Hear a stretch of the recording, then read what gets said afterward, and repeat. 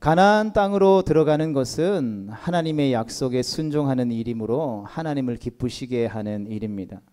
하지만 이것을 반대하는 주장에 이스라엘 사람들은 그들의 마음이 딱딱하게 굳어져 버리게 되죠. 그래서 함께 울며 불평하기 시작했습니다. 그 불평은 하나님이 베푸신 은혜를 축소시키게 되죠. 하나님께서 베푸신 은혜를 고의적으로 결국 폄하하고 무시하게 됩니다. 결국 그들은 애굽으로 돌아가자라고 소리를 치게 되죠. 이 하나님께서는 이러한 이스라엘 백성들의 태도에 대해서 이들이 나를 멸시하고 있다라고 말씀하셨습니다. 어느 때까지라는 말은 하나님의 인내와 하나님의 참아주심을 의미합니다. 하나님께서 이스라엘 백성들을 오랫동안 참아주셨음에도 계속해서 이적을 베풀어 주시는 하나님의 인자와 능력을 멸시한다라는 것은 하나님을 믿지 않겠다라는 뜻인 것이죠. 하나님이 이스라엘 백성들 가운데에 이적을 행하신 목적이 무엇입니까? 이스라엘 백성들이 보지 못했던 기이한 일들을 베푸신 목적이 무엇이냐는 것입니다.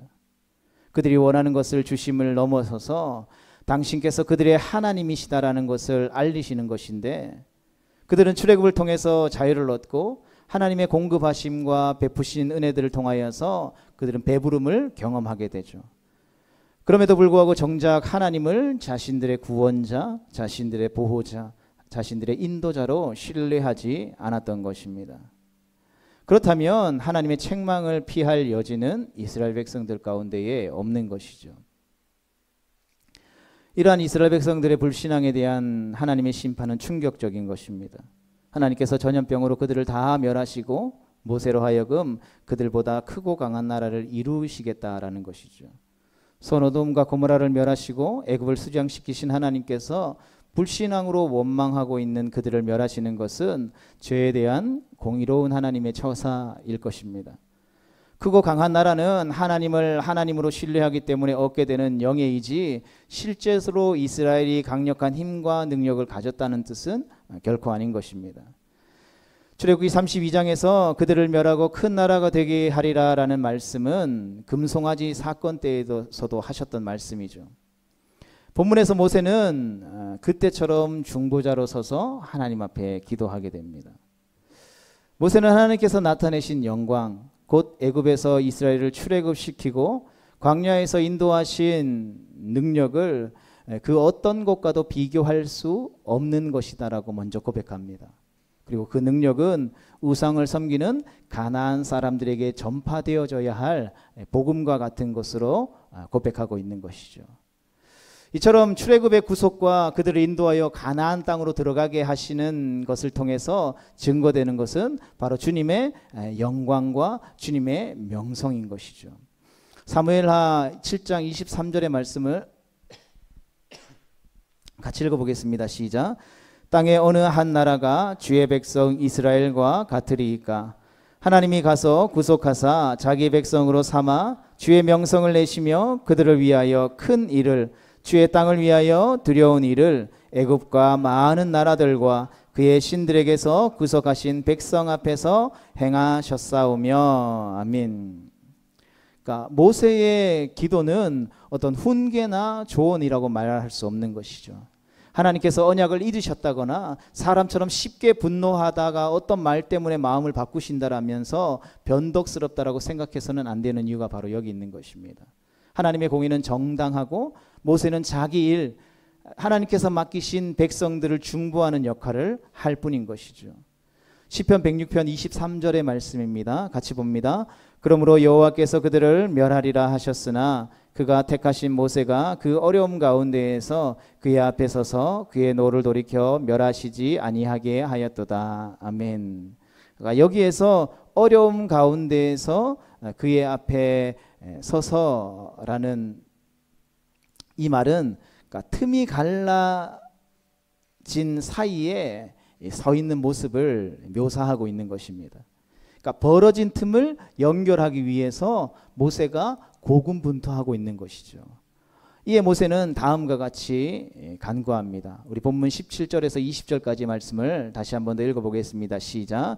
이제 구하옵나니 이미 말씀하신 대로 주의 큰 권능을 나타내옵소서. 이르시기를 여호와는 노하기를 더디하시고 인자가 많아 죄악과 허물을 사하시나 형벌 받을 자는 결단코 사하지 아니하시고 아버지의 죄악을 자식에게 갚아 3, 4대까지 이르게 하리라 하셨나이다. 구하옵나니 주의 인자의 광대하심을 따라 이 백성의 죄악을 사하시되 애굽에서부터 지금까지 이 백성을 사하신 것 같이 사하시옵소서. 여호와께서 이르시되 내가 내 말대로 사하노라. 아멘. 모세는 이스라엘 백성들을 용서해 달라고 기도하면서 주의 큰 권능을 나타내옵소서라고 간구합니다. 여기서 말하는 모세가 말하고 있는 큰 권능, 강력한 하나님의 능력은 무엇이겠습니까? 그것은 바로 용서입니다. 능력이라고 하는, 힘이라고 하는, 권능이라고 하는 물리적이고 보이는 세력과 같은 것을 우리가 생각하기 쉽지만 하나님의 가장 위대한 능력은 바로 용서라는 것이죠. 용서는 우리가 이 땅에 살아가면서 볼 수 있는 그 어떠한 초자연적인 기적보다도 더 큰 능력인 것입니다. 그렇다면 왜 용서를 큰 능력이다라고 표현했을까요? 용서하셔야 할 죄는 어떤 것이었습니까? 그것은 하나님과 결별하게 만드는 것이죠. 틈을 내고 등을 돌리게 만드는 일인데 그것을 다시 연결하고 화합시켜 하나가 되게 하는 것은 좀처럼 쉽지 않습니다. 부러진 나무를 연결하고 찢어진 종이를 다시 테이프나 풀로 붙이더라도 그 흔적이 남아있는 것처럼 용서하는 것도 어렵지만 용서 이후에 남겨진 흔적은 늘 우리의 마음에 남아있게 되죠. 그래서 언제든지 그때의 서운함, 미움 등 상처난 곳에서 쏟아져 나오는 숱한 감정은 용서를 용서답지 못하게 만드는 것입니다. 용서하는 것보다 용서 이후에 치유가 얼마나 힘들면 많은 사람들이 어떤 용서하는 부분들을 행할 때에 가해자를 용서한 피해자가 오히려 정신과 치료를 받거나 심리 상담 치료를 받는 일들이 많이 일어나고 있는 것이죠. 그만큼 용서라고 하는 것은 더 강하고 더 뛰어나고 더 위대하고 높지 않으면 할 수 없는 것이라는 것입니다. 어설프게 우리가 용서한 곳에는 뒤탈이 생기고 때로는 뒤끝이 남아서 결렬된 것이 봉합되지 못하고 오히려 더 큰 분열과 더 큰 틈으로 남게 될 뿐이라는 것이죠. 반대로 생각하면 처벌하는 것은 용서에 비해 매우 간단합니다. 그냥 처벌로 마무리하고 새로 시작하면 되는 것이죠. 그것이 잊기 쉽고 어쩌면 뒤끝도 없을 것입니다. 그리고 처벌이 잘 이루어지지 않을 때에는 사적인 복수가 스물스물 올라오게 되죠. 물론 사람은 연약한 존재이기 때문에 보복을 한 이후에도 고통받고 사는 존재이지만 그럼에도 불구하고 우리가 잠깐만 생각해봐도 그냥 복수하는 것이 쉽지 용서하는 것은 어렵다라는 것이죠. 그러나 복수는 완전한 해결이 아니라는 것입니다. 또 다른 복수를 낳거나 복수 후에도 마음은 풀어지지 않거나 허탈함과 허무함에 빠지게 된다라는 것이죠. 그러하기에 진정한 용서만이 종지부를 찍을 수 있는 유일한 해결책이라는 것입니다. 그렇기 때문에 큰 능력이 아니고서는 용서할 수 없는 것이죠. 그래서 용서라고 하는 것은 하나님의 깊은 사랑에서 나오는 은혜와 능력이다라고 할 수 있는 것입니다. 우리 같이 읽어보겠습니다. 시작. 용서는 하나님의 깊은 사랑에서 나오는 은혜와 능력입니다. 노하기를 더디하시고 인자와 자비가 많으신 그분의 속성이 우리에게 흘러들어올 때에 그 생기는 용납하심이자 받아주심이요 품어주심이자 맞이해 주심인 것이죠.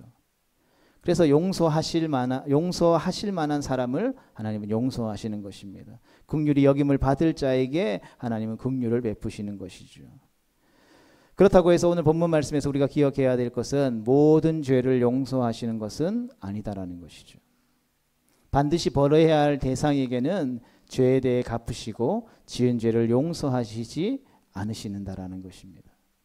아비의 죄악을 자식에게 갚으시되 3, 4대까지 이르도록 갚으셔야 할 만큼 죄에 대해서는 하나님이 철저하게 벌하시기도 하시는 분이시다라는 것이죠.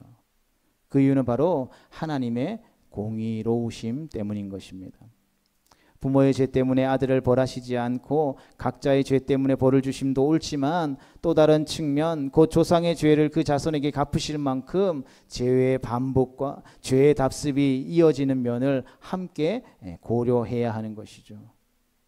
하나님께서는 사랑과 인자하심이라는 속성과 죄를 반드시 벌하셔야만 하는 공의로우심이라는 속성을 함께 가지고 계심에도 불구하고 그 둘은 전혀 모순되지 않고 충돌되거나 한쪽으로 치우치지 않는다라는 것 또한 우리는 기억할 수 있어야 하는 것입니다.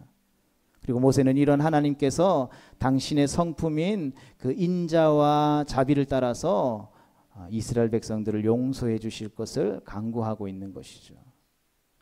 애굽에서부터 지금까지 이 백성을 사하신 것 같이라는 말을 덧붙이는 것이죠. 시편 78편 38절에서 39절의 말씀을 같이 보겠습니다. 시작. 오직 하나님은 긍휼하심으로 죄악을 덮어주시어 멸망시키지 아니하시고 그의 진노를 여러 번 돌이키시며 그의 모든 분을 다 쏟아내지 아니하셨으니 그들은 육체이며 가고 다시 돌아오지 못하는 바람임을 기억하셨습니다. 아멘. 하나님께서는 인간의 나약하고 허무한 존재라는 것을 아시기 때문에 능히 하실 수 있음에도 불구하고 또 기회를 주시고 또 기회를 주시는 것입니다. 계속해서 시편 106편 45절과 46절의 말씀을 보겠습니다. 시작. 그들을 위하여 그의 언약을 기억하시고 그 크신 인자하심을 따라 뜻을 돌이키사 그들을 사로잡은 모든 자에게 긍휼히 여김을 받게 하셨도다. 아멘. 하나님께서는 이 모세의 요청에 요새의 말대로 용서하실 것이다 라고 응답하셨습니다. 그러나 용서한다고 해서 죄를 덮어두는 것은 결코 사랑이 아니죠. 그러니까 용서하시지만 죄를 벌하시는 것이 바로 하나님의 사랑과 공의인 것입니다. 따라서 하나님께서는 모세의 간구의 기도를 들으시고 용서하실 것을 말씀하셨습니다. 이것을 보고 하나님의 약속을 근거로 해서 우리가 기도하면 응답받을 것이고 하나님께서 당신의 말에 옴짝달싹 못하시는 분이니 당신의 약속만 들이대면 어쩔 수 없이 들어주실 것이다 라는 식으로 기도를 가르치는 것을 듣거나 배워서는 안 될 것입니다. 여러분, 하나님께서 용서하시겠다라고 말씀하시는 목적은 하나님 당신의 영광을 드러내기 위함이다라는 것을 우리는 결코 잊어서는 안 되는 것이죠. 모세는 갈라진 틈을 회복하려는 예수 그리스도와 같은 역할을 하는 자로서 하나님의 집에 충성스러운 역할을 감당하고 있는 것입니다. 그리고 하나님께서는 이 불신앙과 반역의 사건들을 통해서 하나님 당신이 어떤 분이신지를 이스라엘 백성들 가운데 온 열방 가운데에 드러내시기를 기뻐하셨다라는 것이죠. 하나님께서는 이 사건들을 통하여서 당신의 영광을 드러내셨다라는 것입니다. 그렇다고 해서 우리의 어떤 잘못한 불의한 행동이 하나님의 능력을 드러냈다라고 말하는 것은 또 어리석은 일일 것입니다. 오히려 하나님께서는 우리의 불의에도 불구하고 하나님의 선하심과 하나님의 공의로우신 당신의 속성을 온 세상에 계시하셨던 것이죠. 그래서 21절 말씀에 보면 내가 살아있는 것과 여호와의 영광이다라는 표현이 있습니다. 즉 하나님께서는 살아계시고 당신의 명성과 영광과 능력은 이 세상 어디에서도 찾아볼 수 없고 그 무엇과도 비교될 수 없기 때문에 하나님은 우리의 예배를 받으시기에 합당하신 분, 우리의 찬양을 받으시기에 합당하신 분이라는 사실을 우리에게 알려주고 있는 것이죠. 에스겔 20장 14절의 말씀을 같이 봅니다. 시작. 내가 내 이름을 위하여 달리 행하였었나니 내가 그들을 인도하여 내는 것을 본 나라들 앞에서 내 이름을 더럽히지 아니하려 하였음이로라. 아멘. 그러니까 죄 용서와 함께 죄를 지은 사람들에 대한 형벌이 등장하죠. 왜 하나님께서는 이스라엘 백성들을 용서하시면서도 벌을 내리시는 것입니까? 하나님께서는 당신의 백성을 가나안 땅에 들어가지 못하게 하셨다거나 출애굽한 백성을 모두 죽게 하셨다라는 조롱과 오명을 받지 않으시기 위해 그들을 용서하신 것입니다. 즉 하나님의 백성으로서 그들이 가나안 땅에 들어가는 것을 허락하시는 차원에서 그들에게 용서를 베푸신 것이고 계속된 불신앙과 반역으로 당신을 멸시하고 그 땅에 들어가기를 거절하는 자들에게는 하나님께서 벌하신 것이라는 것이죠. 성도 여러분, 형벌이라고 하는 것은 하나님의 이적을 멸시하고 하나님을 믿지 않고 불신앙하는 자들에 대한 것이라는 것입니다. 하나님의 은혜를 10번이나 거절한 자들을 또 한 번 용서하시는 것이 뭐 어렵냐고 때로는 우리가 불평할지 모르지만, 여기서 나오는 10번이라고 하는 것은 단순한 횟수에 그치는 것이 아니죠. 그것은 한량없이 용서해 오신 하나님을 끝까지 반대하는 것을 의미하는 영적인 표현인 것입니다. 10번에 우리가 헥스로만 보게 되면 하나님의 나라는 무한한 용서의 나라라는 개념과 충돌되는 것이죠. 하나님을 시험하고 하나님의 목소리를 청종하지 않던 사람들은 계속해서 하나님 앞에 순종하지 않았기 때문에, 하나님은 나를 존중히 여기는 자를 내가 존중히 여기고 나를 멸시하는 자를 내가 경멸히 여기리라라는 원칙을 따라서 그들을 벌하셨던 것입니다. 그리고 그들이 받은 형벌은 바로 약속의 땅에 들어가지 못하는 것이죠. 언약의 축복에서 제외되는 것이고 하나님께서 주시는 유업을 받지 못하는 형벌이 되어지게 되는 것입니다. 다만 정탐꾼 가운데 여호수아와 갈렙은 그 땅에 들어가게 되죠. 그 이유는 바로 그들은 하나님을 온전히 따랐기 때문이라고 증언하고 있는 것입니다. 어떠한 방해와 어떠한 부정적인 판단에도 끈기 있게 하나님의 약속만을 붙들고 바른 길을 걸어갔기 때문인 것입니다. 성도 여러분, 오늘 이 말씀을 대하는 우리를 향하여서 우리 주님은 다시 한번 우리에게 촉구하고 있는 것이죠. 10명의 정탐꾼과 이스라엘 백성들과의 같은 길을 걸어갈 것인지, 아니면 여호수아와 갈렙과 같은 그 길을 걸어갈 것인지. 때로는 우리는 이미 하나님 앞에 죄를 범했기 때문에 하나님께 나아갈 수 없는 죄인이라고 여긴다는 생각들이 있다면, 하나님께서 우리 가운데에 큰 권능을 베푸셔서 그 큰 권능이라고 하는 예수 그리스도를 통하여서 하나님과 원수 되어졌던 그 무엇으로도 메울 수 없는 틈을 메워주심으로 말미암아 우리를 약속의 자녀 삼아 주셨고 그 약속의 땅으로 들어가게 하셨다라는 것을 우리가 기억하고, 그 예수 그리스도를 의지하여서 다시 한 번 더 죄악된 우리의 삶에서 돌이켜서 하나님을 따르고 하나님을 바라보고 그 주님이 걸어가신 십자가의 길, 영광의 길을 쫓아가기에 부족함이 없는 거룩한 하나님의 백성 되어질 수 있기를 주님의 이름으로 축복합니다. 그리고 나아가 우리를 부르신 삶의 자리 가운데에서 마주하는 그 많은 관계들 속에서 우리를 용서하신, 우리를 사랑하신 주님의 그 큰 능력과 그 큰 은혜와 그 큰 사랑을 힘입어서 우리 또한 누군가를 용서하고 그들을 주님께로 인도하는 복음의 통로로 쓰임받는 하나님의 백성 다 되어질 수 있기를 주님의 이름으로 축복합니다.